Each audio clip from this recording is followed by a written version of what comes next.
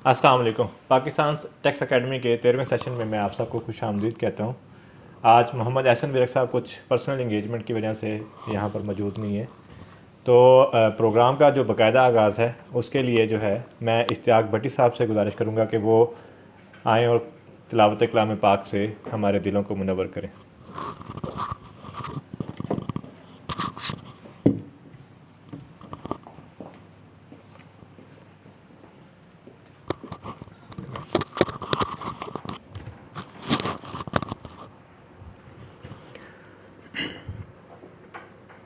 أعوذ بالله من الشيطان الرجيم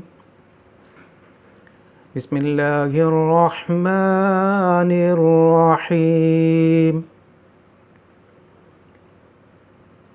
ألم نجعل له عينين ولسانا وشفتين وهديناه النجدين فلاقتحم العقبة وما أدراك ما العقبة فك رقبة أو إطعام في يوم ذي مسغبة صدق الله العظيم।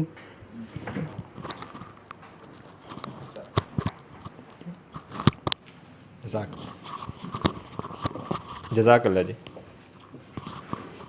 अभी प्रोग्राम के बाकायदा आगाज़ के लिए, क्योंकि आज का हमारा जो सेशन है वो फाइनेंशियल अकाउंटिंग और टैक्स अकाउंटिंग के हवाले से है, तो मैं मोहम्मद मंशा सुखेरा साहब से गुजारिश करूँगा कि वो आएँ और उसके ऊपर ब्रीफ करें।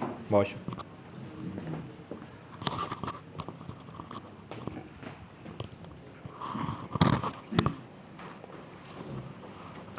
बिस्मिल्लाहिर्रहमानिर्रहीम। अस्सलाम वालेकुम। आज का हमारा टॉपिक है tax accounting versus financial accounting और उसकी रिकॉन्सिलेशन। तो income tax point of view से देखें तो इसमें सेक्शन जो रेलेवेंट सेक्शंस हैं वो सेक्शन है 32, 33, 34, 35 और 36। और साथ अगर आप रूल देखें तो रूल इसमें सेक्शन एक और भी है 174 regarding maintenance of books of accounts. तो सारे रूल देखें तो रूल में 28 से लेके 32 तक हैं रूल्स, और रिकॉन्सिलेशन के लिए रूल है 34। तो जो कंपनी के पॉइंट ऑफ व्यू से जो है साथ साथ हमें इनकम से जो कंपनी एक्ट है 2017 उसको भी देखना पड़ेगा। उसका सेक्शन है 220, उसमें जहाँ कंपनी होगी यहाँ उसी को फॉलो किया जाएगा। तो उसके साथ साथ फिर शेड्यूल हैं जिसके मुताबिक प्रिपरेशन करनी है फाइनेंशियल स्टेटमेंट की। तो 3rd शेड्यूल है, 4th शेड्यूल है, 4th लिस्टेड कंपनी के लिए और 5th जो है प्राइवेट कंपनी के लिए। और बेसिस जो है किस तरह कौन से फॉलो करने वो 3rd शेड्यूल में कंपनी एक्ट 2017 में। तो पहले हम देख लेते हैं, सेक्शन देख लेते हैं, फिर अकॉर्डिंगली सबसे पहले हम फाइनेंशियल अकाउंटिंग को देख लेते हैं। फाइनेंशियल अकाउंटिंग में सबसे पहले जो है कंसेप्ट, हम अकाउंटिंग कुछ कंसेप्ट हैं, कुछ अकाउंटिंग सिस्टम है, कुछ बुक कीपिंग मेंटेनेंस के लिए रूल रेगुलेशन है, अकाउंटिंग पॉलिसीज़ है पहले, फिर अकाउंटिंग स्टैंडर्ड्स हैं। तो अकाउंटिंग कंसेप्ट जो है वो मोस्ट इम्पॉर्टेंट है। पहले हम ओवरऑल रिव्यू कर लेते हैं कि क्या कंसेप्ट है, उनकी क्या इम्प्लीकेशंस हैं। सबसे पहले तो business entity, separate business entity concept है कि अकाउंटिंग में बिजनेस को एक अलहदा जो इंटरप्रेन्योर होता है उससे अलहदा समझा जाता है, और उसके अपने एसेट होते हैं, अपनी लायबिलिटी होती हैं, और वो जो इंटरप्रेन्योर होता है वो पार्टनर भी हो सकते हैं, वो डायरेक्टर भी हो सकते हैं, या वो एज ए सोल प्रोप्राइटर भी हो सकता है। उसको एक एज ए डायरेक्टर या क्रेडिटर ऑफ बिजनेस समझा जाता है। और बिजनेस जो होता है वो इसकी अपनी इंटिटी, एक्चुअली लीगल इंटिटी नहीं होती है अदर देन कंपनी, लेकिन अकाउंटिंग में उसको हम बिजनेस इंटिटी समझते हैं कि वो जो नाम ABC जो भी आप रखेंगे वो खुद ओन और होल्ड करेगा एसेट को, और इसी तरह लायबिलिटी उसकी होगी। बिजनेस जो कैपिटल होगा पार्टनर ये ने या इंडिविजुअल ने या वो कंट्रीब्यूट किया होगा वो भी उसकी एक किस्म की लायबिलिटी होगी।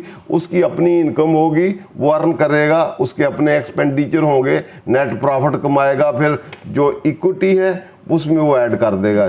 अब वो देखेगा कि इसमें इंटरनल कंट्रीब्यूशन किसकी है और एक्सटर्नल कंट्रीब्यूशन किसकी है। इंटरनल मीन जो प्रोपराइटर है, एक्सटर्नल मीन बैंकर्स जो हैं जिनसे लोन शोन या लैंडिंग ली है, वो ने फिर रिटर्न उसी तरह बिजनेस ने जो अर्निंग करनी है उसको फिर डिस्ट्रीब्यूट करना है। उसमें से कुछ तो एम्प्लाई को सैलरी दे देनी है, कोई लैंडलॉर्ड जिसने बिल्डिंग शिल्डिंग दी उसको रेंट दे देना है, बाकी कोई टैक्स डिपार्टमेंट को दे देने, बाकी जो नेट बच जाएगा उसमें जितने फाइनेंशियल इंस्टीट्यूशंस हैं या लैंडर हैं उनको इंटरेस्ट दे देना है। जो रिमेनिंग रेजिडुअल अमाउंट होगी वो जो कंट्रीब्यूटर है जिसने इन्वेस्टमेंट की है, प्रॉफिट लॉस का वही मालिक होगा, तो नेट उसके कैपिटल में आ जाएगा। वो बेशक इंडिविजुअल है या पार्टनर है, पार्टनर के कैपिटल में आ जाएगा, इंडिविजुअल है तो उसके कैपिटल आ जाएगा। जब वो लिक्विडेशन होगा बिजनेस, तो वो फिर बिजनेस जो एंटिटी है वो खत्म होगी, वो एसेट माइनस लायबिलिटी जो नेट होगा वो फिर पहले जो आउटसाइडर्स होंगे उसको वापस करेगा एसेट में से। अगर एसेट ही कम है, आउटसाइडर को नहीं पे कर सकता, तो जितने उनके प्रोपोर्शनेट होगी, सिक्योर्ड है अनसिक्योर्ड है, देने के बाद जो लॉसेस बेयर करेंगे। अगर बिल्कुल ही लॉस है तो अल्टीमेटली लॉस कौन बेयर करेगा? प्रोप्राइटर करेगा। अगर सरप्लसेस होंगे तो वो भी उसका मालिक जो है, रिस्क रिवार्ड जितने भी होंगे वो प्रोप्राइटर के होंगे, तो बिजनेस फिर इस तरह लिक्विडेट होगा।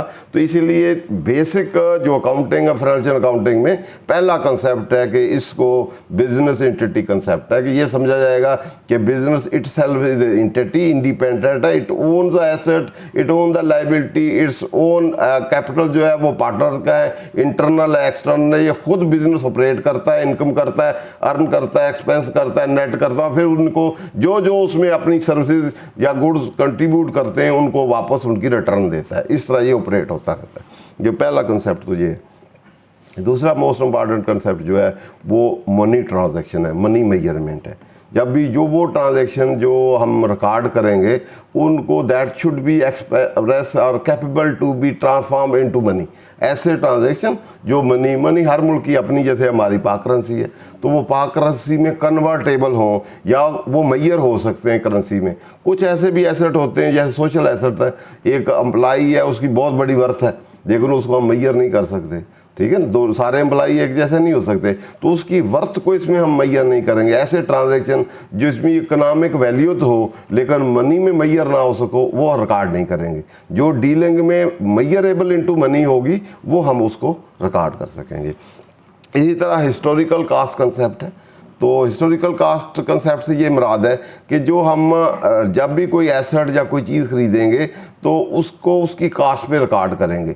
सब्सिक्वेंट आज हमने परचेज की है कोई चीज़, हो सकता है कल उसकी वैल्यू बढ़ जाए, परसों और बढ़ जाए, जैसे इन्फ्लेशन है आज, साल के बाद उसकी और डबल हो जाए, लेकिन हम डबल को यूजुअली इनकॉर्पोरेट नहीं करेंगे, उसको कास्ट पे रखेंगे। उसकी बेसिस क्या है, क्यों हम कास्ट पे रखना चाहते हैं? वो ये है कि जब हमने परचेज की तो वो डॉक्यूमेंटेड है, उसके सपोर्टिंग एविडेंस है। अगर आज हम चेंज कर देते वो सब्जेक्टिव वैल्यू बन जाएगी।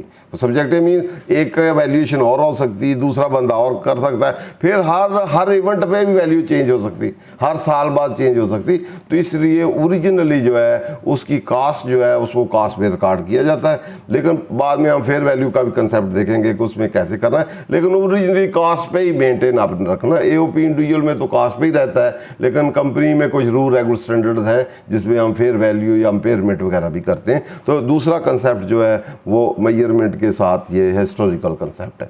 उसके बाद जो रिकॉर्डिंग के रेफरेंस से कुछ कंसेप्ट हैं जो अकाउंटिंग सिस्टम भी हम कहते हैं, वो अक्रूवल कंसेप्ट है। अक्रूवल से मुराद जिसको हम क्रेडिट या मर्केंटाइल कहते हैं, अक्रूवल से मुराद कोई ट्रांजैक्शन जो क्रेडिट ट्रांजैक्शन है हम उनको भी रिकॉग्नाइज करेंगे कि हमने क्रेडिट में माल किया है तो आज पेमेंट हो सकता है सब्सिक्वेंट देनी हो, इंस्टॉलमेंट में देनी हो, तो हम उसको लायबिलिटी और राइट के पॉइंट ऑफ व्यू से उसकी रिकॉर्डिंग करेंगे। जब कोई ट्रांजैक्शन अक्र हो जाएगा, अक्रूव हो जाएगा, अगर इनकम है तो ड्यू हो जाएगा, रिसीवेबल हो जाएगा तो हम रिकॉर्ड कर लेंगे, इवन दो उसकी पेमेंट सब्सिक्वेंटली हो, किस्तों में हो, क्रेडिट पे हो। इसी तरह एक्सपेंस है, आज लायबिलिटी बन गई है उसकी, वो मेजरेबल है तो उसको हम रिकॉर्ड कर लेंगे, इवन दो उसकी पेमेंट आज नहीं हुई, पेमेंट सब्सिक्वेंटली। इसको हम अक्रूवल कंसेप्ट कहते हैं।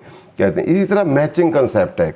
मैचिंग से मुराद जब हमने कोई प्रॉफिट या कोई चीज़ डिटरमिन करनी है तो जितनी हमारी अर्निंग या रेवेन्यू हुई है उसकी एसोसिएटेड कास्ट या उसकी रिलेटेड कास्ट उसमें से ज़रूर लेस करेंगे। वो कास्ट बेशक इस साल इनकर हुई हो, फ्यूचर में इनकर होनी हो या करंट ईयर में हो, तो कास्ट और रेवेन्यू को मैच करेंगे, क्योंकि यहाँ टैक्स एक और कंसेप्ट है जो टैक्स ईयर का कंसेप्ट है कि हर टैक्स ईयर जो है इंडिपेंडेंट ईयर होगा, तो उस टैक्स ईयर के पॉइंट ऑफ व्यू से हम रेवेन्यू, इनकम, एक्सपेंस और एसेट लायबिलिटी उसके मुताबिक मेजर करेंगे। तो प्रॉफिट हमने फॉर द ईयर बनाना है, तो फॉर द ईयर में जो हमने सेल की है, जो रेवेन्यू है, उसकी कास्ट क्या है। कास्ट बेशक इस साल इनकरी हुई हो या फ्यूचर में पेमेंट करनी हो या पिछले सालों में हो, तो उसकी कास्ट मैचिंग जो है, अगर हमने प्रॉफिट कैलकुलेट करना है तो मैचिंग हमने ज़रूर करनी। अगर जो भी रेवेन्यू हमने रिकॉग्नाइज किया, हो सकता है परचेज हमने पिछले साल की हो, उसकी तो सेल इस साल कर रहे हैं, तो उसकी कास्ट बेशक पिछले साल इनकरी वो भी इसी साल लेके आएंगे।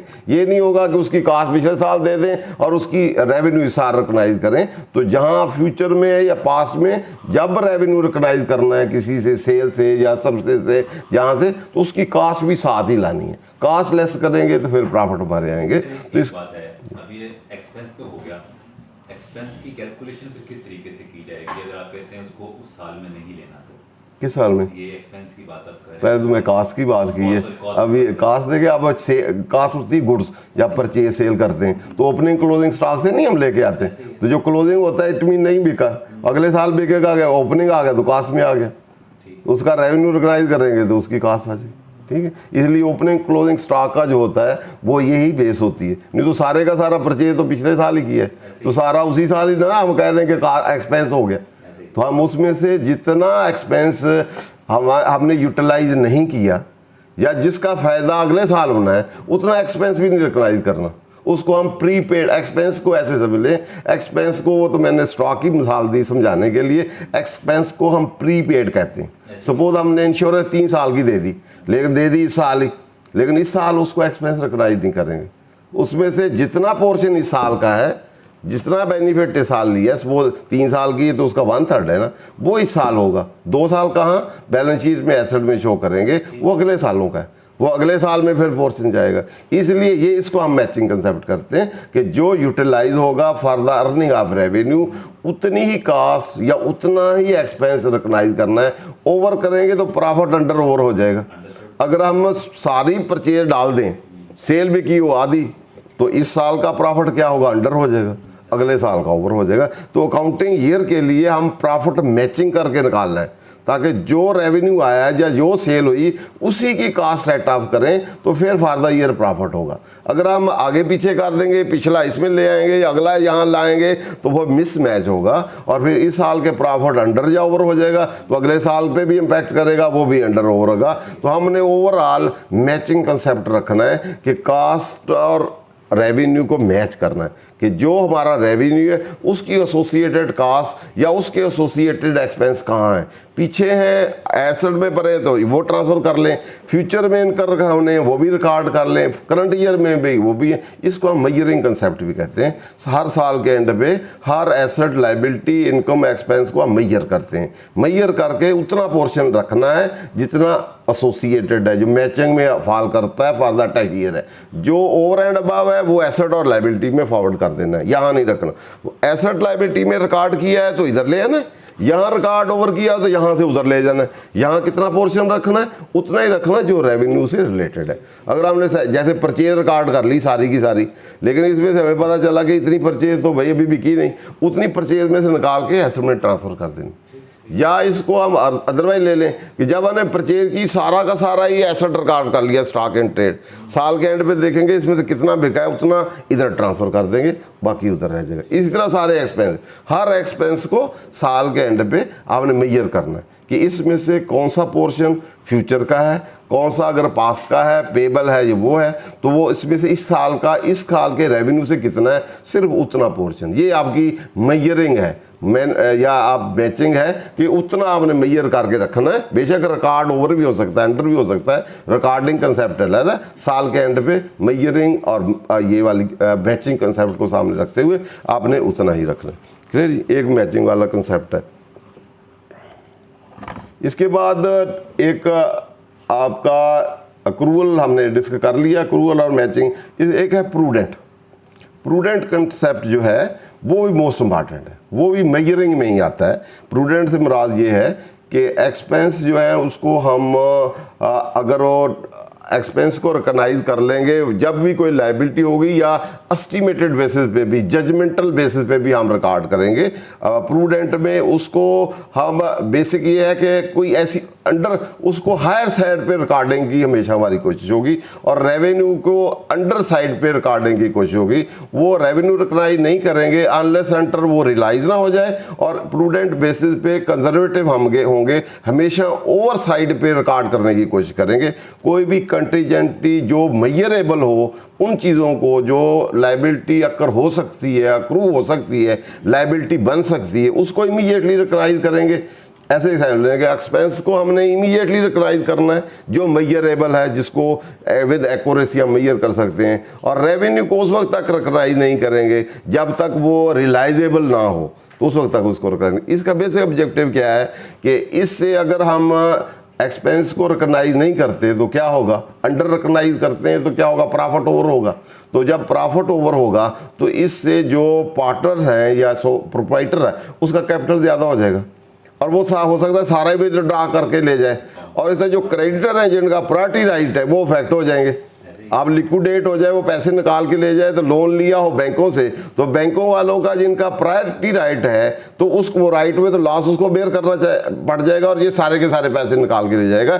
तो इस कंसेप्ट को for the protection of right of priority, external जो है उनके राइट को प्रोटेक्ट करने के लिए ये प्रूडेंट कंसेप्ट इंट्रोड्यूस किया गया, ताकि प्रॉफिट हमेशा अंडर साइड पे हो, ताकि प्रोप्राइटर जो है या ओनर जो है जो चला रहे हैं इस बिजनेस को, वो सारे के सारे एसेट डायरेक्टली या इनडायरेक्टली थ्रू प्रॉफिट करके डिविडेंड लेके या अदरवाइज ना सारा ले जाए, और जो क्रेडिटर है जिन्होंने इन पर टेस्ट किया हुआ है उनके जो फंड है लॉस उनको ना बेयर करना पड़ जाए। तो इसलिए रेवेन्यू साइड पे हम उस वक्त तक रिकॉग्नाइज, उसको अंडर साइड पे रिकॉग्नाइज करेंगे, या ऐसे कह लें अनलेस वो रियलाइज ना हो जाए, रियलाइजेबल ना हो, श्योरिटी ना हो, तो उसको रियलाइज नहीं करेंगे, और इसको हायर साइड पे देखेंगे, हमेशा प्रॉफिट कम हो, ताकि जो प्रायोरिटी राइट्स हैं, right of the proprietor and right of the outsider, वो प्रोटेक्ट रहें। नॉर्मली ऐसी एग्जांपल्स होती हैं यहाँ जब कोई कॉट बाय फायर हो, या यहाँ पे ऐसे कोई इमरजेंसी ऐसी हालात पैदा होते हैं, हो सकते हैं ऐसी सिचुएशन में वो लिटिगेशन भी हो सकता है, लिटिगेशन के बहुत से हैं, अभी आपको पता नहीं कि कब अकर होंगे भी ना ही होंगे, हो सकता है बाद में बहुत ज़्यादा हो जाए, तो इसमें आप रिकॉग्नाइज ना करें तो इधर प्रॉफिट हो जाए, आप ले जाए, बाद में आ जाए फैसला खिलाफ आ जाए, तो वो क्रेडिटर बेचारे को सारा लॉस बेयर करना, कंपनी लिक्विडेट हो जाएगी या बिजनेस लिक्विडेट हो जाएगा, सारे पैसे तो लॉस तो क्रेडिटर का हो जाएगा, आप तो पहले सारे निकाल के ले गए, जबकि अल्टीमेटली तो आपको बेयर करने थे। ठीक है, तो क्रेडिटर को तो पहले एसेट में क्रेडिटर का राइट था, अब वो सारे एसेट में जितना भी कैश वैश था निकाल के ले गया हुआ, उसको पता है कि चांसेस है उसके आने के, इधर रिकॉग्नाइज की या प्रॉफिट की या डिविडेंड डिक्लेयर किया, ले गया, और लॉस किसको बेयर, जिसका प्रायोरिटी राइट था। इवन सिक्योर्ड क्रेडिटर जो है उनको भी वैसे नहीं मिले, वो इनडायरेक्टली यहाँ से निकल गए। तो इसीलिए प्रूडेंट का कंसेप्ट जो है ये इंट्रोड्यूस किया जाता है कि जितने भी एक्सपेंसेस हैं जो जिनकी प्रोबेबिलिटी है, पॉसिबिलिटी है, मेजरेबल है, वो इमीडिएटली रिकॉग्नाइज कर लिए जाए, और रेवेन्यू उस वक्त तक ना रिकॉग्नाइज किए हैं अनलेस रियलाइजेबल हो या रियलाइज हो, ताकि प्रॉफिट अंडर साइड पे रहे और ओवर साइड पे ना हो। ठीक है, ये प्रूडेंट का है। इसी तरह गोइंग कंसर्न एक कंसेप्ट है। गोइंग कंसर्न से मुराद ये है कि जो बिजनेस है इसको हम ये समझते हैं, जब प्रिपेयर करते हैं तो हम ये समझ के balance sheet, profit and loss सब कुछ बनाते हैं कि अगले सालों में ये चलता रहेगा।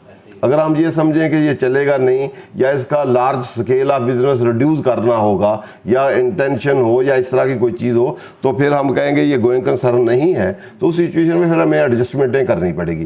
तमाम एसेट की मेजरमेंट पहले तो हिस्टोरिकल कास्ट पे, फिर हर चीज़ रियल वैल्यू पे लाना पड़ेगी, एसेट भी लाइबिलिटी भी मेजर करके, तो फिर रियल पोजीशन होगी। तो इसलिए हम गोइंग कंसर्न जब समझते हैं तो हम समझते हैं चलता ही रहेगा बिजनेस, तो उनको हिस्टोरिकल कास्ट और जो पीछे से चली आ रही है उसी पे रखते हैं, और फेयर वैल्यू आज की जो है उसको कन्वर्ट नहीं करते। तो इसलिए जब हमें चांस लगे कि ये गोइंग कंसर्न नहीं है, कोई लिटिगेशन है या ऐसे लार्ज कोई substantial scale of business down हो गया, कम हो गया, तो हम कहें ये गोइंग कंसर्न नहीं है, तो उस सिचुएशन में फिर हमें एडजस्टमेंट करके रियल वैल्यू पे उसको लाना पड़ेगा, ताकि दोनों के राइट जो एक्सटर्नल के इंटरनल हैं वो इंटैक्ट हो जाए, दोनों देख लें कि कितने के एसेट है कितने हैं, तो ताकि नेट प्रॉफिट लॉस फिर क्या बनता है आफ्टर रियलाइजेशन वैल्यू के बाद क्या बनता है सिचुएशन, तो बिजनेस की अब क्या पोजीशन है। तो इसलिए एक गोइंग कंसेप्ट, एक सब्सटेंस ओवर फॉर्म भी है।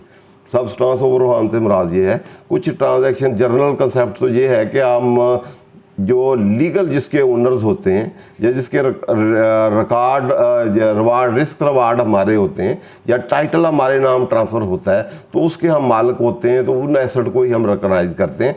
लेकिन यहाँ जो बिजनेस ट्रांजैक्शन में है, बजाय लीगैलिटी को इतना नहीं देखा जाएगा, बल्कि सब्सटेंस उसका दे जाएगा, रियल नेचर ऑफ ट्रांजैक्शन देखा जाएगा, रियल ओनरशिप देखी जाएगी, रियल नेचर ऑफ ट्रांजैक्शन देख के फिर रिकॉर्डिंग हम देखेंगे कि रिकॉर्ड करना है। जिस तरह लीज एसेट है वो हमारे यहाँ ओनरशिप नहीं होती, लेकिन बिजनेस में हम रिकॉर्ड कर लेते हैं उसकी, या ऐसे समझ ले कोई एसेट परचेज किया है वो 5 साल की लाइफ है, तो लेकिन हमने किस्तों में खरीदा, अभी ओनरशिप हमारे नाम नहीं है, तो 5 साल के लिए किस्तों पे, 5 साल में वो ख़त्म भी हो जाएगा। इट मीन उसका पोजेशन ही उसकी ओनरशिप है, 5 साल ने हमने ही यूज़ कर लेना है, तो उसको पहले दिन ही हम अपनी ओनरशिप में रिकॉर्ड कर लेंगे। तो ट्रांजैक्शन टैक्सेशन में भी, अकाउंटिंग में भी, real nature of transaction more important than the legal, उसका जो लीगल सब्सटेंस है या लीगैलिटी उसकी क्या है, लीगैलिटी को कम फैक्चुअल या सब्सटेंस जो रियल नेचर ऑफ ट्रांजैक्शन जो है उस बेसिस पे टैक्सेशन होगी, उसी बेसिस पे ही ट्रांजैक्शन रिकॉर्ड होंगे। ये बहुत से केस लाए, जैसे अदरवाइज बाज़ दफ़ा ऐसे समझ लें कि एक एंट्री आपने बैंक में डेबिट की, फिर क्रेडिट कर दी, फिर डेबिट कर दी, फिर 1000 दफ़ा भी डेबिट क्रेडिट करें, उससे इनकम या एक्सपेंस अक्रू राइज नहीं होंगे, बल्कि रियल नेचर देखा जाएगा, रियल इम्पैक्ट उसका देखा जाएगा कि इसका अल्टीमेट इम्पैक्ट जो है बुक्स ऑफ अकाउंट्स में या अदरवाइज एंट्री जो है वो डिटर्मिनेंट नहीं है कि इससे इनकम हुई है या एक्सपेंस हुआ है। रियल नेचर देखेंगे, रियल नेचर देके फिर रिकॉर्डिंग को और जितने भी हमारे होंगे एक्सपेंस होंगे इनकम होंगे तो उनको देखा जाएगा। तो अब ओवरऑल अगर हम इन कंसेप्ट, ये सारे कंसेप्ट हैं जिस बेसिस पे हम चलेंगे, तो अब यहाँ जो है अकाउंटिंग, टैक्स अकाउंटिंग मेथड हैं, जैसे इसी तरह अकाउंटिंग पॉलिसीज़ हैं, बेसिस हैं, कोई फंडामेंटल कंसेप्ट हैं या ये सिस्टम्स हैं जिन बेसिस पे हम फाइनेंशियल स्टेटमेंट जो है वो प्रिपेयर करते हैं, उसके डिस्क्लोजर देते हैं। तो ट्रांजैक्शन बेसिकली 5 कैटेगरी में हम इसको क्लासीफाई करते हैं। बिजनेस ट्रांजैक्शन जो है, एक एसेट्स हैं, तो एसेट के ट्रांजैक्शन है जो प्रोडक्टिव हैं, जिन्होंने अभी साल के एंड में अगर बैलेंस शीट में लिखते हैं तो इन्होंने फ्यूचर में हमें बेनिफिट देने हैं, इस साल में ये अनयूज्ड है, ये ऐसे सब अनएक्सपायर्ड या अनयूज है। एसेट की फिर क्लासिफिकेशन है, नॉन करंट है, करंट है। करंट जो अगले साल में यूज़ हो जाएंगे या इस्तेमाल हो जाएंगे या सेल हो जाएंगे या कन्वर्ट हो जाएंगे इनटू कैश। और नॉन करंट वो फिक्स एसेट भी हम कहते हैं, land, building, plant and machinery, जो लॉन्ग टर्म के लिए यूज़ होंगे, हमारी इंटेंशन उसको सेल की नहीं है, लॉन्ग टर्म की। इस तरह लाइबिलिटी भी करंट नॉन करंट है। नॉन करंट ये है कि जो लॉन्ग टर्म के लिए 1 साल से ज़्यादा जिनकी लाइफ है, उसमें भी फिर मीडियम भी है, लॉन्ग है। तो जो हमने रीपेमेंट की, हमारी इंटेंशन नहीं है कि अगले साल दे देंगे, बल्कि लॉन्ग टर्म इस लाइबिलिटी को हम यूज़ करेंगे, आगे पे करेंगे। करंट हो जी विद इन नेक्स्ट ईयर जो हमने पे कर देनी। इस तरह इक्विटी कंपनी में इक्विटी शेयर कैपिटल में आती है और बाकी एक्यूमुलेट प्रॉफिट आते हैं, सेपरेट जो बाकी कोई रिजर्व्स होते हैं। तीसरा इंडिविजुअल है प्रोप्राइटर या पार्टनर है तो उसे पार्टनर कैपिटल आते हैं, उसमें एडलेस होते हैं। तो बाकी आपका जो ट्रांजैक्शन है वो है रेवेन्यू के और एक्सपेंस के, उनकी फिर आगे क्लासिफिकेशन भी है। इंडिविजुअल रेवेन्यू में हम गुड्स की अलहदा सेल कर सकते हैं, सर्विसेज की अलहदा कर सकते हैं, एग्जीक्यूशन ऑफ कॉन्ट्रैक्ट अलहदा कर सकते हैं, रेंट अलहदा कर सकते हैं, कमीशन अलहदा कर सकते हैं, और भी हज़ारों रेवेन्यू जो है हासिल। इस तरह एक्सपेंस की क्लासिफिकेशन करें तो बाद में डायरेक्ट कास्ट है या कास्ट ऑफ सेल्स है, एडमिन है, सेलिंग है, फाइनेंशियल है, नॉन ऑपरेटिंग है, इस तरह नेट प्रॉफिट बनाते हैं। तो ये टोटल है जिनको हमने क्लासीफाई करके रिकॉर्डिंग करनी। तो सबसे पहले रिकॉर्डिंग में जो हम देखेंगे कि रिकॉर्डिंग, यहाँ जो मेथड ऑफ अकाउंटिंग है, पहले रिकॉर्डिंग और रिकॉग्निशन है, फिर दूसरा क्लासिफिकेशन है, तीसरा फिर एंड पे बैलेंसिंग और मेजरमेंट है जो अभी प्रूडेंट हमने कहा है, फिर एंड पे फाइनेंशियल स्टेटमेंट की प्रिपरेशन है, उसके बाद डिस्क्लोजर है। तो ये बेसिक अकाउंटिंग में ये कंसेप्ट है और उन्हीं को सामने रखते हुए हम यहाँ देखेंगे कि यहाँ क्या है। ये भी ऑलमोस्ट मिलते जुलते ही हैं, बाकी फर्दर इसमें देख लेते हैं। इसमें टैक्स अकाउंटिंग हम देख लें, इसमें मेथड ऑफ अकाउंटिंग या सिस्टम ऑफ अकाउंटिंग है। तो ये सिस्टम ऑफ अकाउंटिंग में 3 सिस्टम होते हैं। एक अक्रूवल सिस्टम है, अक्रूवल मैंने अभी एक्सप्लेन किया, जो क्रेडिट, उसको मर्केंटाइल सिस्टम भी कहते हैं। क्रेडिट बेस पे revenue, expense, asset, liability credit पे ही हम रिकॉर्ड करते हैं। जब राइट टू रिसीव और रिकॉग्नाइज कर होगा तो हम कर लेंगे, राइट टू पे जब होगा, ड्यूटी टू पे राइज होगी तो उस वक्त हम एक्सपेंस कर लेंगे, तो बाकी हम इसमें दे देंगे। एक कैश सिस्टम है, कैश सिस्टम में इनकम रेवेन्यू जो है कैश बेसिस पे रिकॉग्नाइज करेंगे, क्रेडिट बेसिस पे नहीं करेंगे। जब पैसे आएंगे तो उस वक्त रिसीव होगी, इनकम होगी करेंगे, जब पेमेंट करेंगे तो एक्सपेंडिचर होगा, और वो क्रेडिट वाला उसमें से सिस्टम निकलेगा। तीसरा जो है वो हाइब्रिड सिस्टम है, मिक्स सिस्टम कह लें। उसमें मर्केंटाइल सिस्टम और कैश सिस्टम को दोनों को सपोज रेवेन्यू अक्रूवल बेसिस पे और एक्सपेंडिचर पेमेंट बेसिस पे या वाइस वर्सा। तो कुछ जैसे इंटरेस्ट इनकम है रिसीट बेसिस पे, बाकी रेवेन्यू जो है वो आपके अक्रूवल बेसिस पे। तो इस तरह हाइब्रिड सिस्टम भी हो सकता है। तो यहाँ हम वो उसकी इम्प्लीकेशन और देख लेते हैं। तो अकाउंटिंग सिस्टम एक सेपरेट कंसेप्ट है, बुक कीपिंग और रिकॉर्डिंग एक सेपरेट है। फिर ये सिस्टम पे हम ये रिकॉग्नाइज करना है, ये रिकग्निशन के लिए है या रिकॉर्डिंग के लिए। तो आगे बुक्स ऑफ अकाउंट कैसे करनी है, लेजर है, क्लासिफिकेशन है, वो फाइनेंशियल स्टेटमेंट है, वो अलग है। ये हर ट्रांजैक्शन पे हमने देखना है कि पहले सिस्टम अडॉप्ट करना है। क्या हमने जो भी बिजनेस एंटिटी है, क्या उसने अकाउंटिंग सिस्टम में अक्रूवल अडॉप्ट किया हुआ है, जितने भी हेड ऑफ इनकम है, एक्सपेंस है, एसेट है, लायबिलिटी है, या उसमें कैश सिस्टम पे मेंटेन कर रहे हैं, या हम जो हाइब्रिड सिस्टम है वो अडॉप्ट किया हुआ है। यहाँ उन्होंने नॉर्मली प्रैक्टिकली हो क्या रहा है वो अभी देखेंगे कि उन्होंने कोई लिस्ट किया है कि इन्होंने यही अडॉप्ट करना है, तो उन्होंने वही अडॉप्ट करना है। जिनके लिए ऑप्शन है उनकी मर्जी है, जो मर्जी कर ले। ठीक है, तो पहला हम देख लेते हैं कि method of accounting. Subject to this ordinance a person's income chargeable to tax shall be computed in accordance with method of accounting regularly employed by such person। कि एक जो भी आपकी इनकम कंप्यूट होगी, जो आपने सिस्टम अडॉप्ट किया हुआ है, एक बंदे ने कैश सिस्टम किया हुआ है तो उसने जो रेगुलरली आप अकाउंट सिस्टम अडॉप्ट कर रहे हैं, इस साल भी वही हो, अगले साल भी वही, अगले साल भी वही, तो उसके मुताबिक जो आपने इनकम कैलकुलेट की, आपकी इनकम जब आप कैश सिस्टम अडॉप्ट कर लेंगे तो आपकी कंटिन्यूसली रेगुलरली आपको वो अडॉप्ट करना होगा, और उसके मुताबिक जो इनकम निकलेगी वो चार्जेबल टू टैक्स होगी। अब अक्रूवल के मुताबिक उसको करें तो हो सकता है कोई और इनकम हो, तो इसलिए उसके लिए जो रेगुलरली मेथड अडॉप्ट किया है उसके मुताबिक जो इनकम आएगी वही ऑफर होगी under taxation for the purpose of chargeable to tax. तो पहला उन्होंने सब्जेक्ट टू कहा है, सब्जेक्ट टू और नॉट सब्जेक्ट से दूसरे अगर जो आएंगे उसको भी सामने रखा जाएगा। तो पुराना सेक्शन 32 रिपील ऑर्डिनेंस का भी था, उसमें भी वहाँ पावर जो डिपार्टमेंट के पास थी वो ये अकाउंटिंग सिस्टम को या बुक्स ऑफ अकाउंट्स को रिजेक्शन की पावर भी थी। वहाँ ये था कि अगर कोई रेगुलरली, कोई यही रेगुलर का वर्ड वहाँ इस्तेमाल होता था, तो अगर है ऑर्डिनेंस नहीं, इसके नीचे तो नहीं होगा, वो आपके पास लोड 79 है, अब इधर लोड, अच्छा चलो छोड़ दे। तो उसमें ताकि हम कंपैरिजन कर लेना, अब में और कहीं आपको आपके बुक्स का अकाउंट या सिस्टम को रिजेक्ट करते हैं तो आप कह सकते हैं भी अब पावर नहीं है रिजेक्शन की, पहले पावर रिजेक्शन की थी।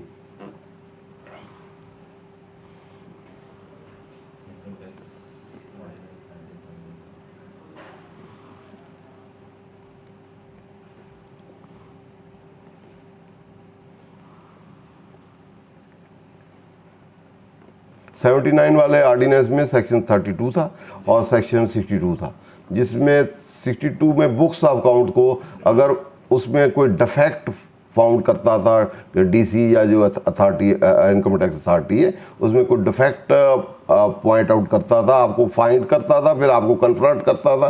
कन्फ्रंट करने के बाद आपकी रिप्लाई लेने के बाद अगर वो सेटिस्फाई नहीं था तो आपकी बुक्स ऑफ अकाउंट को रिजेक्ट करके फिर एस्टीमेटेड बेसिस पे जो सर्टन साउंड रीजंस पे या एविडेंस पे बेस करता हो उस पे वो आपकी इनकम असेस कर सकता था। इसी तरह अकाउंटिंग सिस्टम जो है, अगर आपने अक्रूवल या कैश सिस्टम अडॉप्ट किया हुआ है पुराने लॉ के तहत, अगर आपने अडॉप्ट किया और रेगुलरली आपने उसको यूज़ नहीं किया या अप्लाई नहीं किया। इस दफ़ा आपने अप्रूवल किया, अगली दफ़ा आपने हाइब्रिड कर दिया, दूसरा किया है, रेगुलर नहीं किया, तो वो रिजेक्ट उसको कर सकता था। या वो आपके सिस्टम में ऐसे डिफेक्ट थे जिसकी वजह से आपकी इनकम डिड्यूस नहीं हो सकती थी, आपकी इनकम उससे कैलकुलेट ना हो सकती हो, इनकम आपकी कैलकुलेट ना हो सकती हो, तो वहाँ डिस्क्रिशन थी विद द डिपार्टमेंट कि आपने जो भी सिस्टम अडॉप्ट किया है, वो हाइब्रिड किया है, अक्रूवल किया है या कैश किया है, उसको रिजेक्ट कर सकता था। रिजेक्ट करके फिर अपना ही मेथड अडॉप्ट कर सकता था और उसके लिए आपको कन्फ्रंट कर सकता था कि ये आपने रेगुलरली अडॉप्ट नहीं किया या आपके सिस्टम में ये फॉल्ट है जिसकी वजह से ये आपकी इनकम डिड्यूस नहीं हो सकती, प्रॉपर्ली डिड्यूस नहीं हो सकती, इसलिए मैं इसको रिजेक्ट करता हूँ और मैं इस बेसिस पे, ये मेरी बेसिस है या ये एविडेंस है, ये पास्ट हिस्ट्री है या पैरेलल केसेस है, तो उस बेसिस पे वो रिजेक्ट करके एस्टिमेशन कर सकता था और आपकी इनकम कैलकुलेट कर सकता था और अकॉर्डिंगली टैक्स चार्ज कर सकता। लेकिन अब जब से ये आया, इसमें ऐसी कोई पावर उसको नहीं दी गई। हाँ जी, मिला है कि नहीं?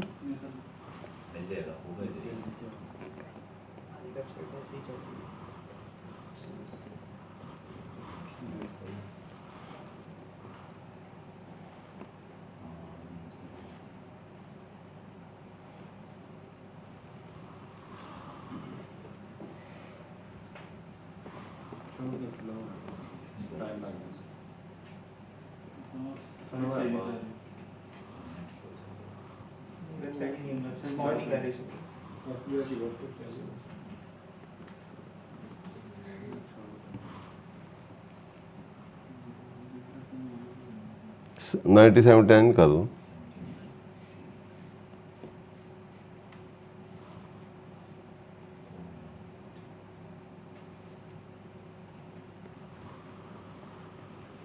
सर अब पुराना तो 62 था, आजकल 177 उसके मुकाबले में चल रहा है।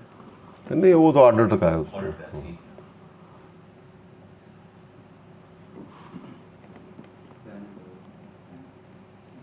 वो डिलीट ही कर दिया, 62 इस पर रहा ही नहीं है। वहाँ जो बेस्ट जजमेंट 63 था, तो उसका बेस्ट जजमेंट इधर 121 है, तो यहाँ वहाँ एडिशनल असेसमेंट थी, तो वहाँ वो नॉर्मल असेसमेंट है ही नहीं। Normal assessment based on books of account वो है ही नहीं, वो ख़त्म कर दी।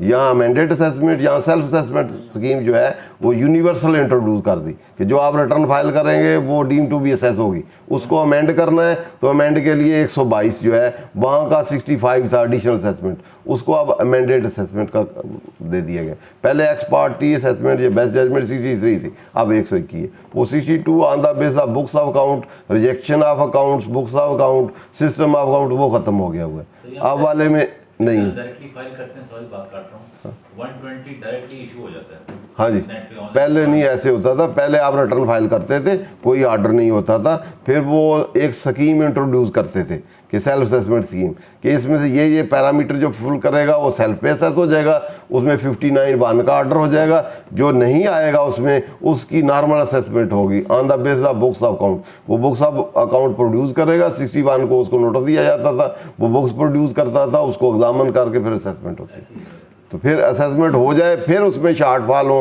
तो वो एडिशनल असेसमेंट 65 में होती थी। तो अब वो कंसेप्ट जो है rejection of account, rejection of sale, expense, asset share, ये वो, और system of account, books of account, वो अब इस लॉ में नहीं है। तो इसलिए जो अकाउंटिंग सिस्टम वहाँ मिला है बेटा कि नहीं? अच्छा चलो ठीक। बहरहाल वो 32 ही था, जिसमें यह है कि अगर आपने वहाँ पावर थी विद द कमिश्नर या इनकम टैक्स अथॉरिटी कि अगर वो सिस्टम ऑफ अकाउंटिंग जो भी उसने अडॉप्ट किया है, if that is not being regularly adopted, तो उसको रिजेक्ट कर सकता था। पहली बात ये। दूसरी ये कि रेगुलरली अडॉप्टेड है लेकिन उसमें फॉल्ट या डिफेक्ट या फ्लॉज इतने हैं कि उसमें से income chargeable tax correctly determine नहीं हो सकती या प्रॉपरली डिटरमिन नहीं हो सकती, तो फिर भी उसको रिजेक्ट कर सकता था और रिजेक्ट करके उसको अपने मेथड ऑफ अकाउंटिंग से सब्स्टिट्यूट कर सकता था और उसके मुताबिक इनकम टैक्स उसकी डिटरमिन कर सकता था, करके फिर उस पर टैक्स कंप्यूटेशन कर सकता था। लेकिन इस रिजेक्शन को कन्फ्रंट करना, अपॉर्चुनिटी देना, ये मैंडेटरी था। ये जरूरी था कि पहले वो जिस बेसिस पे रिजेक्ट कर रहा है कि रेगुलरली नहीं है तो उसको कन्फ्रंट करे, डिफेक्ट है तो वो बताए। इसी तरह वो सिस्टम को रिजेक्ट कर सकता था, ये पावर थी। दूसरी, बुक्स ऑफ अकाउंट जो आपने प्रोड्यूस की हैं, आपने लेजर प्रोड्यूस किए हैं, बैंक किए हैं, बनाए हैं, उनको भी 62 में अगर उसमें डिफेक्ट वो देखे कि ये स्टॉक सही नहीं, अंडर किया है, ओवर किया है, या डेप्रिसिएशन सही चार्ज नहीं की, या कोई और जो भी आपने मेंटेन किए हैं, या रिकग्निशन है, रिकॉर्डिंग है, उसमें वो डिफेक्ट देखे कि जिससे इनकम आपने जहाँ कैलकुलेट की है वो समझे ये प्रॉपर नहीं है, तो ये डिफेक्ट हैं, वो भी आपको कन्फ्रंट करके तो उसको वो इग्नोर कर सकता था आपके जो प्रॉफिट हैं या अकाउंटिंग है। तो अपनी बेसिस पहले वो कन्फ्रंट करेगा, रीजन बेसिस, फिर अपनी रीजनेबल बेसिस या बेस्ड ऑन सर्टन हिस्ट्री या पैरेलल केस या उस बेसिस पे फिर वो आपकी इनकम एस्टिमेट करके टैक्स लगा सकता था, जबकि अब वाले नहीं है। अच्छा, पहला रेगुलरली वाला है। दूसरा ये है कि company shall account for income chargeable tax under the head income from business on accrual basis while other person may account for such income on cash और अक्रूवल बेसिस। तो यहाँ कंपनी के लिए मैंडेटरी हो गया कि कंपनी जो है वो अक्रूवल बेसिस ही अडॉप्ट करेगी, वो कैश वाला इनकम एक्सपेंस या एसेट लाइबिलिटी वाले जो है वो कैश बेसिस वाले सिस्टम पे नहीं करेगी। जब right to receive, right to entitlement, due of income हो जाएगी तो रिकॉर्ड कर लेगी, इधर लाइबिलिटी टू पे राइज हो जाएगी और रीजनेबली वो मैयर होगी, सारे ट्रांजैक्शन उसके इवेंट अकर हो जाएंगे तो इमीडिएटली एक्सपेंस को या एक्सपेंडिचर को या कास्ट को इमीडिएटली उसने record, it means credit transaction उसने रिकॉर्ड करने, ठीक है, क्रेडिट बेसिस पे। मर्केंटाइल सिस्टम भी कहते हैं इसको, अक्रूवल भी कहते हैं, और क्रेडिट सिस्टम भी करते हैं कि तमाम क्रेडिट ट्रांजैक्शन जो है क्रेडिट बेसिस पे रिकॉर्ड कर रहे हैं। तो कंपनी के लिए तो मैंडेटरी है, और दूसरे जो अदर दैन कंपनी AOP है, इंडिविजुअल है या कोई और है जो कंपनी की डेफिनेशन में फॉल नहीं करते, उनके लिए ऑप्शन है, वो चाहे तो अक्रूवल सिस्टम अडॉप्ट कर ले, चाहे वो कैश सिस्टम अडॉप्ट कर ले। उसके बाद बोर्ड में prescribe that any class of person shall account for income chargeable to tax under head income from on cash और अक्रूवल बेस। ये उसमें एक्सेप्शन है, ऊपर लिखा हुआ था सब्जेक्ट टू। तो इट मीन्स अगर FBR प्रेस्क्राइब कर दे कि इस कंपनी ने या इन लोगों ने ये मेथड अडॉप्ट करना है, उन्होंने फिर वही कर रहे हैं। अगर कोई कंपनी है किसी नेचर की है, रियल एस्टेट की है या कोई और है जो कैश बेसिस पे ही काम करती है, तो FBR अगर प्रेस्क्राइब कर दे थ्रू रूल्स कि इसने कैश पे करना है तो वो फिर कैश ही करेगी। अगर वो कह दे इसने अक्रूवल करना है तो अक्रूवल तो पहले भी है। अदर दैन कंपनी भी अगर चाहे FBR के AOP इंडिविजुअल ने या इन AOPs ने अक्रूवल पे करना है तो वो अक्रूवल पे ही फिर करेंगे। फिर वो पहले वाला जो है कि अदर पर्सन जो है कैश पे करेंगे या अक्रूवल पे करेंगे, वो ऑप्शन उसके लिए ख़त्म हो जाएगी 3 में अगर वो फॉल करेगा। इस तरह 4 है। 4 में अगर कोई बंदा चाहे कि मैंने जो सिस्टम ऑफ अकाउंटिंग अडॉप्ट किया है मैं उसको चेंज करना चाहता हूँ, कि मैं अक्रूवल था अब मैं कैश पे जाना चाहता हूँ, या कैश से मैं अक्रूवल में जाना चाहता हूँ, जिसके लिए ऑप्शन अवेलेबल है। जिसके लिए अगर नहीं है कंपनी के लिए तो मैंडेटरी हो गया, बाकियों के लिए ऑप्शन है, वो चाहे तो वो जा सकता है मेथड में, तो उसके लिए वो कमिश्नर को एप्लीकेशन देगा for change of method.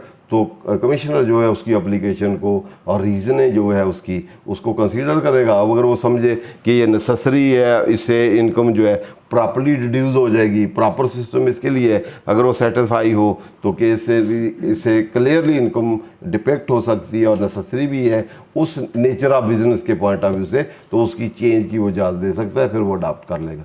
Once उसने जब चेंज की इजाज़त दे दी तो उसके बाद अगर कैश है तो अक्रूवल पे आना है तो सारी अक्रूवल वाली एडजस्टिंग एंट्री करनी पड़ेगी। जितने स्टॉक्स हैं क्लोजिंग वो इस्टेब्लिश करने पड़ेंगे, जितनी लाइबिलिटी हैं वो इस्टेब्लिश करनी पड़ेंगी। इसी तरह एसेट जो है पहले तो कैश पे इन आउट थे उसको अक्रूवल पे ट्रांसफॉर्म करना पड़ेगा। तो इसी तरह बाकी इक्विटी या दूसरे आइटम जो है एसेट लाइबिलिटी और इक्विटी जो है तीनों में आपस में, क्योंकि सारे प्रॉफिट कहाँ आए हुए हैं इक्विटी में, तो आप एसेट लाइबिलिटी की ट्रू वैल्यू करके जो नेट आएगा वो आप इक्विटी का पार्ट बना देंगे और उसको रीकास्ट करके बैलेंस शीट को कर लेंगे और अक्रूवल पे आ जाएगी और आइंदा आप फिर अक्रूवल पे चलेंगे। इस तरह अगर कैश सिस्टम बेसिस पे है तो कैश को आप अक्रूवल पे ले जाएंगे, अगर आप अक्रूवल पे है तो आप रिवर्स पे चले जाएंगे, उसको सारों को आप कैश पे ले जाना है तो सारे जो एसेट में जितनी भी एडजस्टमेंट बनती है, लाइबिलिटी बनती, सारी डाल लेंगे और कैश बेसिस पे ले आएंगे और इक्विटी में उसको डाल देंगे, आइंदा से फिर कैश में चलेंगे।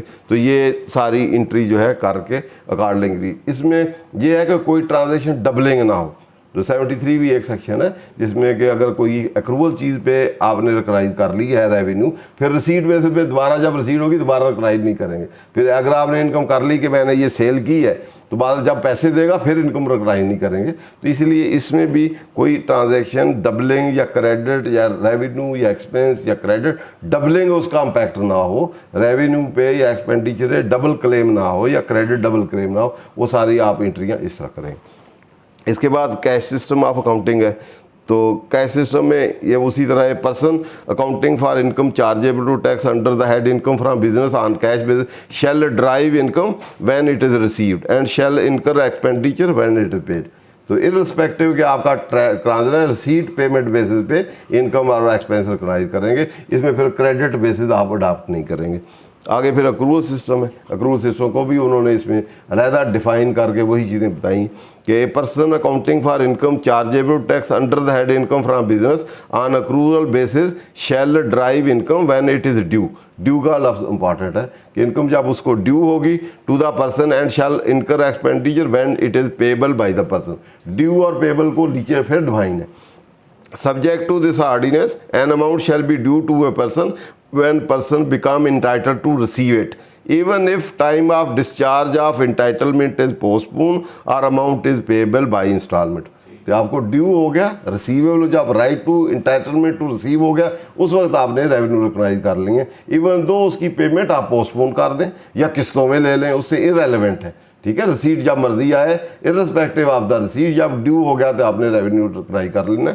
इसी तरह जो पेबल है उसको भी आपने subject to an amount shall be payable. Payable किसको कहेंगे कि अब आपने एक्सपेंडिचर रिकॉग्नाइज करना है by a person when all the event that determined liability has occurred.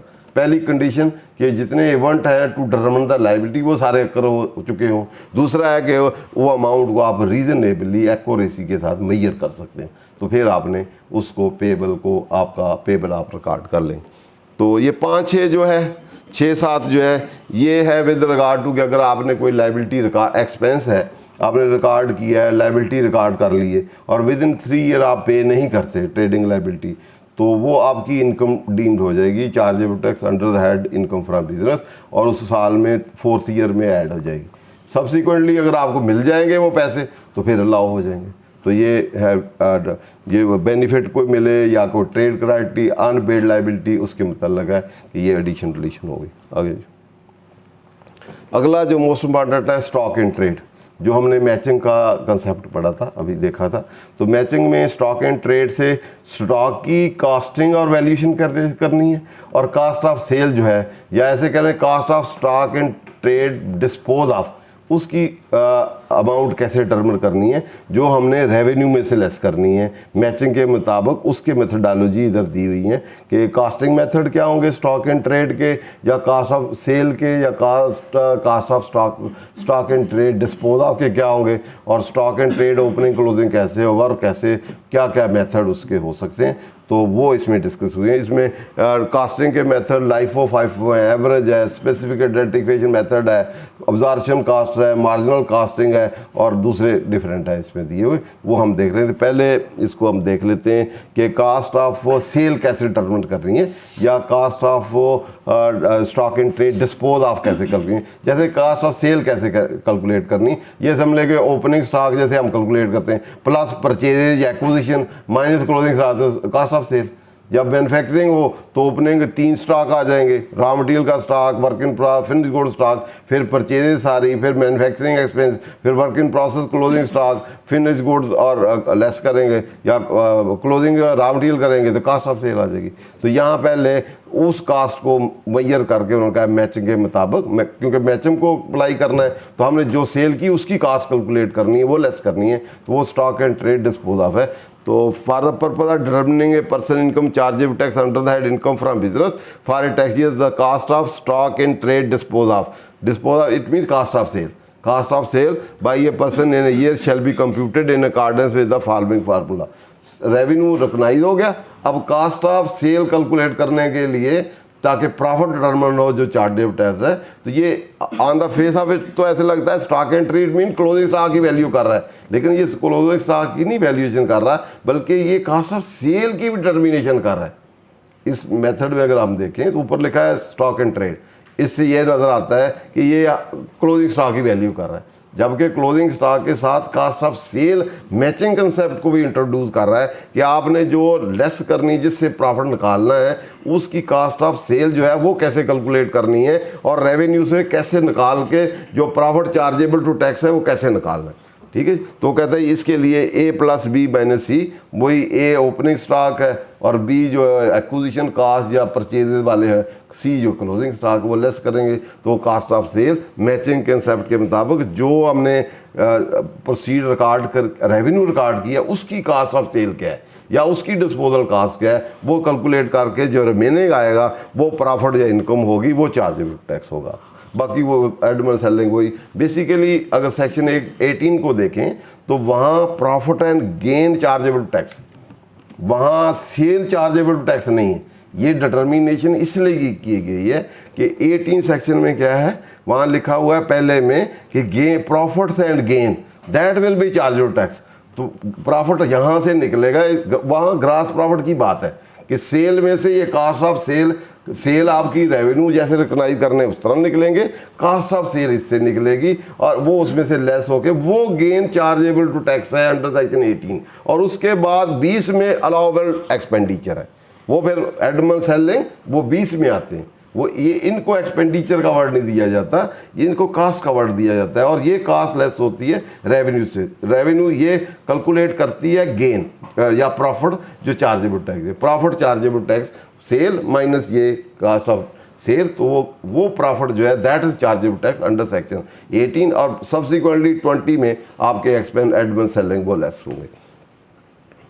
उसके बाद ये closing opening A B C देख लेना। A is the opening value of stock in trade for the year, B is the cost of stock in trade acquired for the year, and C is the closing value of stock in for the year. The opening value of stock in trade of percentage year shall be closing value of percent stock, जो पिछले साल का है वो इस साल का opening हो जाएगा। इस तरह कोई फर्स्ट टाइम बिजनेस कमेंस हुआ है तो पीछे कोई अमाउंट पड़ी हुई तो उसकी फेयर वैल्यू होगी, वो ले ली जाएगी, तो fair value refer to it shall be determined at the venture in the business, जो बिजनेस है उसके पॉइंट ऑफ से। Closing value of person stock for the test shall be lower of the, ये है ये वाला जो है ये वैल्यूएशन है कि साल के एंड पे आप कास्टिंग वो एक मेथड है कास्टिंग कि पहले हम देखेंगे कि जो रेवेन्यू हमने एक्सपेंस जो है परचेज किस वैल्यू पे रिकॉग्नाइज की है, रिकॉग्नाइज करने के बाद वो कास्टिंग है कि कास्टिंग हमने फर्स्ट ओपनिंग क्लोजिंग को फर्स्ट इन फर्स्ट आउट करना है, एवरेज पे करना है या FIFO है, लाइफ है, या जैसे गाड़ियों में स्पेसिफिक आइडेंटिफिकेशन मेथड होता है कि ये गाड़ी करोला है, ये टोयोटा है, उसमें हम मिक्स नहीं कर सकते, एवरेज नहीं कर सकते, उसमें हर गाड़ी का अलग-अलग रखेगा। इन गाड़ियों का ओपनिंग ये है, ये परचेज है, ये क्लोजिंग है, टोयोटा का ये है, होंडा का ये है, वहाँ ये एवरेज या ये FIFO लाइफो ये अप्लाई नहीं होगा, वहाँ स्पेसिफिक आइडेंटिफिकेशन मेथड होगा।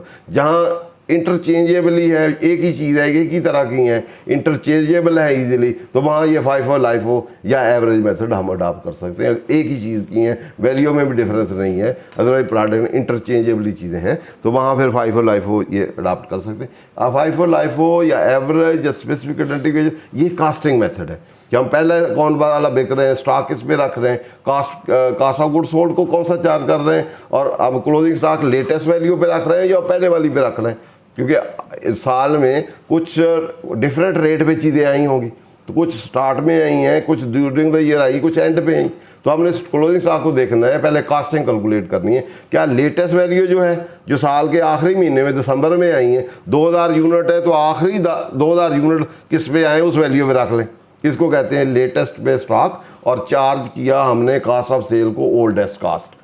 दूसरा मेथड ये है कि हम ओपनिंग जो है कास्ट थी उस पर स्टॉक रख लें और करंट वैल्यू चार्ज कर दें to the cost of sales, तो उसमें स्टॉक जो है जितने यूनिट हैं ओल्ड वैल्यू लेके उस पर रख लेंगे और बाकी सारी चार्ज हो जाएगी। स्पेसिफिक या एवरेज साल की टोटल यूनिट कितने हैं वो अपने को सारे कर ले, कितने यूनिट कितनी टोटल वैल्यू कास्ट है डिवाइड कर ले, पर यूनिट आ गया उस पर स्टॉक रख लिया, उस पर ही कास्ट चार्ज कर दी, एवरेज एक ही रेट पे चले गए, स्टॉक भी उसी पे, तो कास्ट ऑफ सेल को जो चार्ज किए हैं वो भी उसी वैल्यू। स्पेसिफिक में अपना अपना ओपनिंग भी अपना, क्लोजिंग भी अपना, फॉर द ईयर भी अपना। तो इस तरह ये कास्टिंग में फिर आगे मेथोडोलॉजी है कि कास्ट को कैसे देखना है। एक ऑब्जॉर्प्शन कास्टिंग है, ऑब्जॉर्प्शन से बाद तीनों कास्ट, एक कास्ट रॉ मटीरियल होती है डायरेक्ट मटीरियल, एक लेबर होती है, एक फैक्ट्री ओवरहेड है, तीनों को इकट्ठा करके कास्ट बनाएं तो उससे हम स्टॉक की कास्टिंग करें तो उसको कहते हैं ऑब्जॉर्प्शन कास्टिंग। मार्जिनल कास्टिंग होते हैं, फिर कास्ट को दो हिस्सों में डिवाइड करते हैं, वेरिएबल और फिक्स। तो वेरिएबल पे हम रखते हैं, फिक्स को कास्ट का पार्ट नहीं बनाते, ठीक है, वो आगे हम देख लेंगे। तो उसके मुताबिक फिर जो भी मेथड आप करें। और एक फिर ये है कास्टिंग मेथड, एक एंड पे है वैल्यूएशन मेथड कि वैल्यू अब कास्टिंग मेथड के मुताबिक वैल्यू आ गई, अब हमने फिर उसको फिर मेजर करना है कि अब हम रिपोर्ट किस वैल्यू पे करें बैलेंस शीट में। तो उसके लिए ये है कि हम कास्ट पे करें या उसकी फेयर वैल्यू हो सकता है कास्ट उसकी एवरेज या 5 हो लाइफ पे 2 लाख आई हो, लेकिन आज उसकी वैल्यू मार्केट में बेचने जाए, जैसे कंप्यूटर है तो खरीदा हुआ हमें 3 लाख का, तो उसकी वैल्यू आ जाएगी हो 3 लाख रुपए एवरेज पे, तो कंप्यूटर आउटडेट हो गया तो उसकी 2 लाख हो, तो 5 हो लाइफ हो या इन मेथड पे 3 लाख हो, मार्केट में बेचने जाएं तो वो 2 लाख का। तो हम फिर एट द ईयर एंड उसको उस कास्ट को जो भी हमने मेथड किया हो 5 हो लाइफ हो या स्पेसिफिक या एवरेज जो भी हमने अडॉप्ट किया उसको कंपैरिजन करेंगे कि एक्चुअल रियल फेयर वैल्यू आज इसकी कितनी है, नेट रियलाइजेबल वैल्यू से मुराद आज कितने में बिक सकता है, एक्सपेंडिचर को सेल होंगे तो उसमें से लेस कर दें, नेट पैसे हमें कितने आएंगे, कितने का बिकता है, तो उसको कास्ट से कंपैरिजन करेंगे, उसमें से जो लोअर होगी उसको रिकॉग्नाइज करेंगे। ये लोअर पे रिकॉग्नाइज करने का रूल क्यों है, ये भी वो प्रूडेंट है क्योंकि इसमें लॉस है। अगर हम रिकॉग्नाइज ना करें तो क्या होगा, प्रॉफिट ओवर स्टेट हो जाए। ये हर जो भी रूल आएगा जहाँ कहीं भी कोई बेसिस उसकी जो फाउंडेशन या रीज़न बनेगी वो प्रूडेंट बनेगा, क्योंकि राइट हमने प्रोटेक्ट करने हैं आउटसाइडर के और इनसाइडर के। तो यहाँ कहीं लॉस या एक्सपेंस नज़र आएगा इमीडिएटली रिकॉग्नाइज करना है, जहाँ हम नहीं रिकॉग्नाइज करेंगे प्रूडेंट ओवर होगा तो राइट डिसफर हो जाएंगे आउटसाइडर के और इनसाइडर के। तो नेट रियलाइजेबल वैल्यू या कास्ट और lower which ever is lower, ये सारे कंसेप्ट जहाँ या अम्पेयरमेंट या लॉसेज या रिकॉग्नाइज करने, ये किस पे बेस करते हैं, प्रूडेंट पे, प्रूडेंट और राइट प्रोटेक्शन पे बेस करते हैं। जहाँ कहीं भी पॉलिसी आएगी इसको सामने रखते हुए हर रूल बनाया जाए।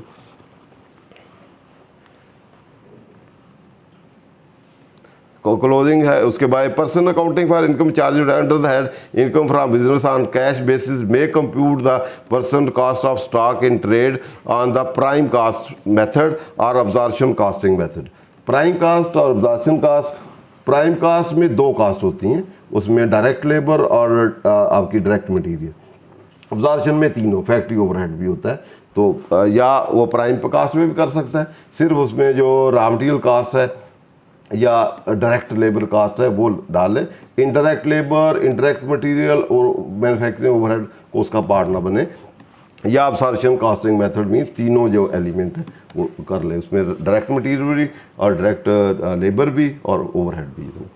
उसके बाद person accounting for such income on accrual basis shall compute the prime person cost on stock on absorption cost. जो अक्रूवल वाला है उसने अब्जॉर्प्शन कास्ट पे अडॉप्ट करना है मेथड ऑफ अकाउंटिंग स्टॉक के लिए या कास्टिंग के लिए। जो कैश वाला है उनके लिए ऑप्शन है, चाहे वो प्राइम कास्ट मेथड कर ले या अब्जॉर्प्शन कास्टिंग कर ले।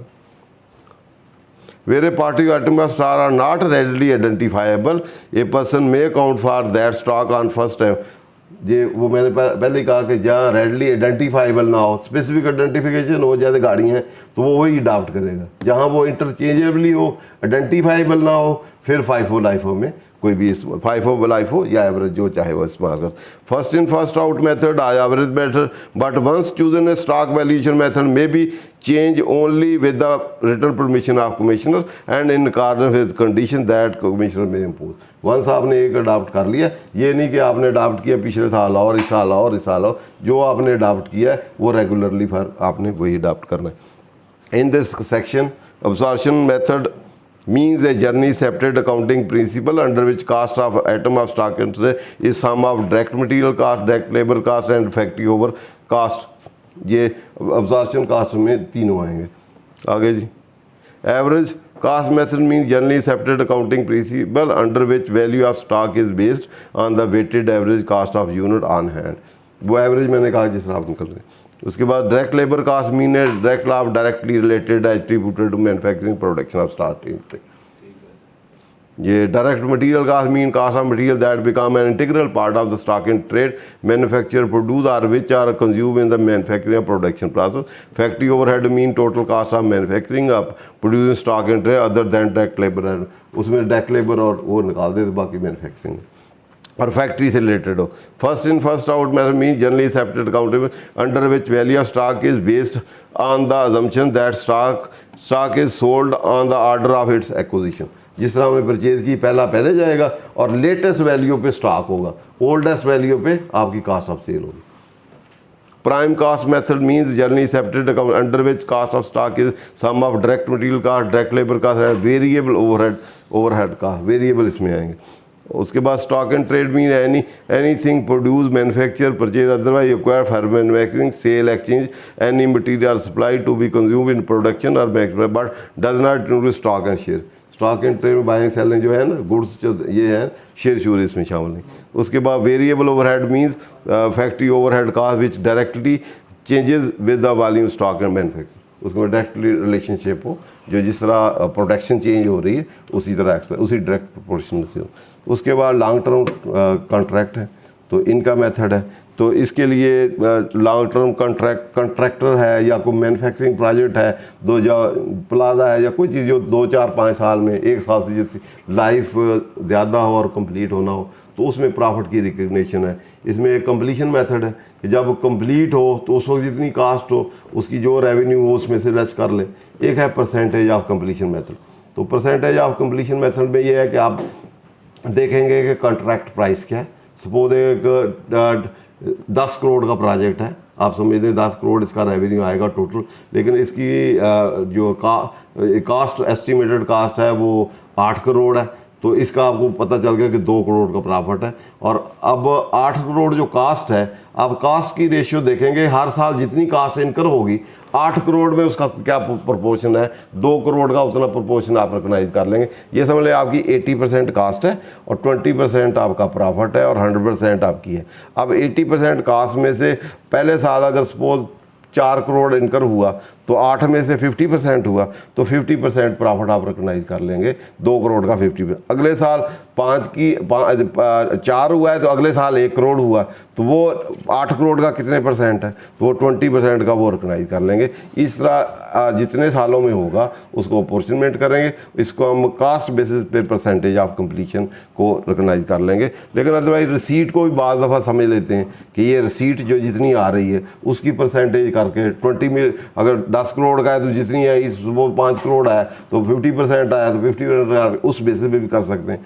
बाद वर्क सर्टिफाइड बेसिस पे भी कर सकते हैं कि किसी ने इंजीनियर ने वर्क सर्टिफाइड किया कि काम तो इतना हो गया लेकिन एक्चुअल सर्टिफिकेशन जो है ये कुछ मार्जिन भी रख लेते हैं, तो उस बेसिस पे भी प्रॉफिट 2 करोड़ ही है।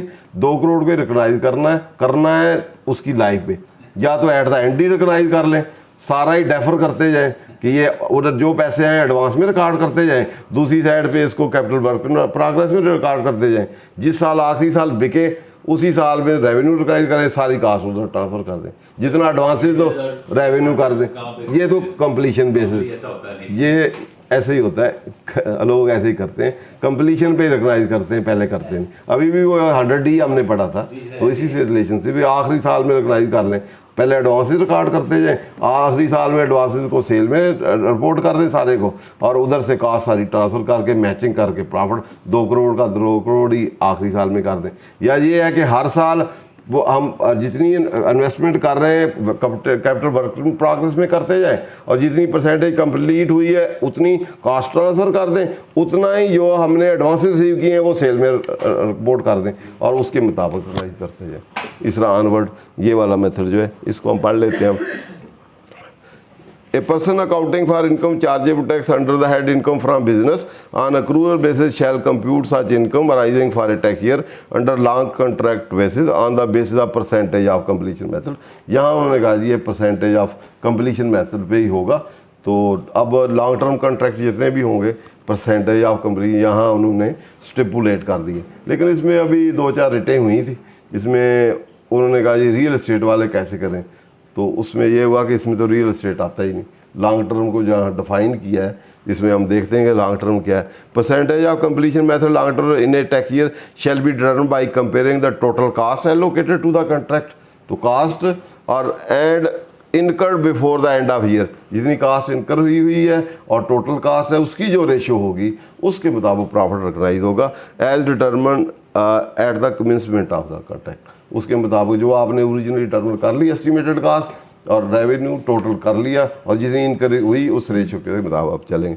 तो in this section long term contract mean contract for manufacture, अब रियल एस्टेट इसमें नहीं आता।